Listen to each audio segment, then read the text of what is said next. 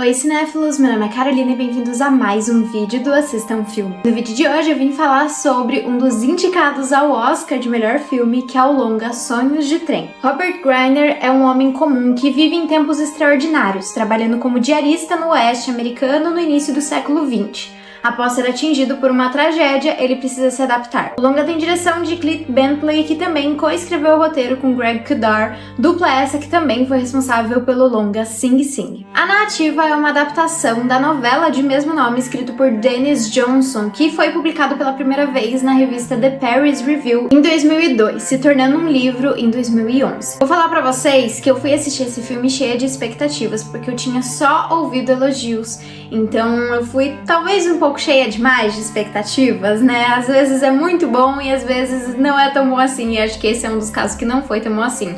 Ele tá disponível na Netflix, né? É um filme da Netflix, que imagino que vai ser um dos que ela vai fazer mais campanha aqui pro Oscar, né? Tanto Sonhos de Trem quanto Frankenstein.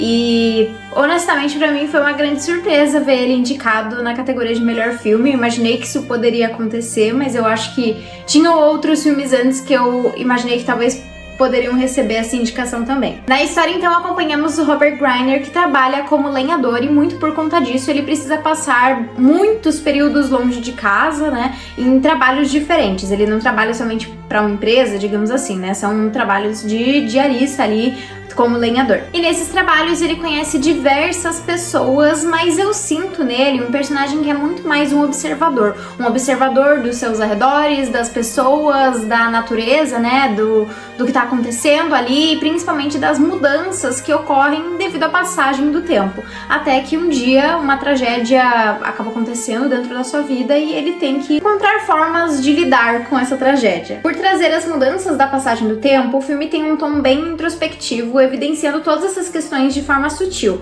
como a construção de pontes e novas linhas de trem, além do preconceito crescente contra imigrantes. Se eu tivesse que comparar essa história com algum outro filme, eu acho que o primeiro que me veio na cabeça foi Dias Perfeitos, que é um filme que também foi muito elogiado e que mostra um pouco dessa coisa da contemplação da vida comum, do dia normal, né, o extraordinário dentro do próprio cotidiano, e acho que aqui dentro desse filme tem muito disso, e muito até vem pela própria fotografia, que inclusive é assinada por um brasileiro, né, o Adolfo Veloso, que se tornou, enfim, o primeiro brasileiro indicado à categoria de melhor fotografia dentro do Oscar, né, por conta do seu trabalho aqui em Sonhos de Trem. Mas acho que os dois filmes têm essa coisa meio parecida, assim, de ser mais introspectivo, de ser pra você refletir enquanto você assiste, né? E de ter essa coisa de valorizar a vida e entender que ela é feita tanto dos momentos grandiosos quanto dos momentos comuns e principalmente dos momentos felizes e os momentos tristes, né? E que cada um desses momentos tem a sua importância ali dentro da vida e fazem parte, né? E assim como a fotografia, o filme foca bastante na natureza, mostrando a presença humana dentro dela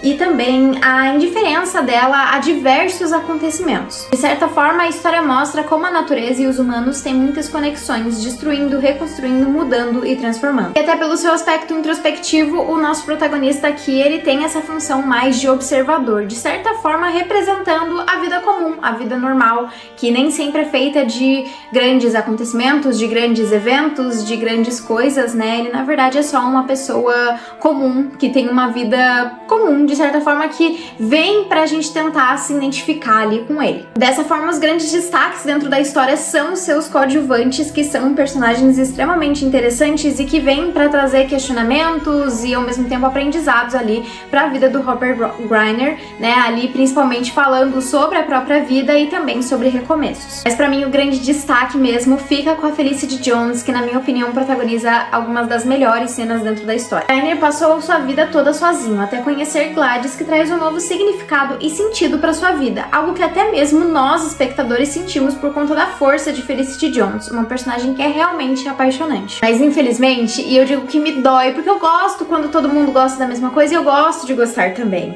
mas infelizmente dessa vez eu vou contra a maré, eu não consegui me conectar com a história, eu realmente não gostei do filme, eu vou dizer que eu me desconectei em vários momentos, assim. Eu acho que muitos desses filmes que tem essa pegada mais introspectiva, mais pra você também fazer parte do pensamento, eu acho que eles têm que ser feitos de uma forma diferente pra eu gostar mais, assim. E isso foi algo que eu até mesmo senti com o próprio Dias Perfeitos. Mesmo ele trazendo essa coisa que eu gosto tanto, que é justamente uma narrativa sobre a vida, eu realmente não consegui me conectar com a história, com o personagem, me importar ali com o que estava acontecendo, fazer questionamentos enquanto eu ia assistindo. Simplesmente eu acho que não foi um filme pra mim.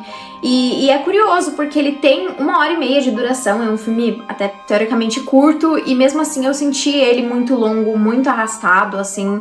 Eu acho que a forma como ele é feito, assim, não é a forma que eu gosto, geralmente, de filmes que trazem essa premissa. Bom, e pra mim esse filme tem uma nota 5 e ele tá disponível na Netflix. Mas então foi isso, pessoal. Se você gostou do vídeo, não esquece de curtir, compartilhar e comentar o que você achou de Sonhos de Trem. Também deixar aqui nos comentários pra qual filme que você tá torcendo nessa categoria de melhor filme.